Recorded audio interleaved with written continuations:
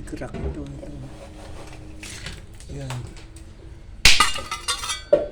Manipis yung pagkakalagay. Nakagilid hanggang sa middle o sa gitna. Saka ito pa ako.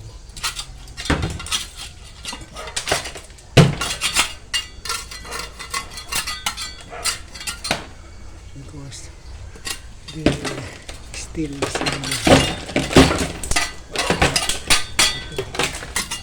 manipis sa gilid. Hindi nakagitna. Kailangan alisin ito pagkatapos nalagyan ng ano.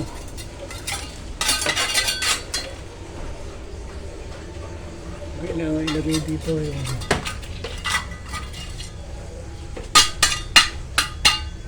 adhesive mga simento.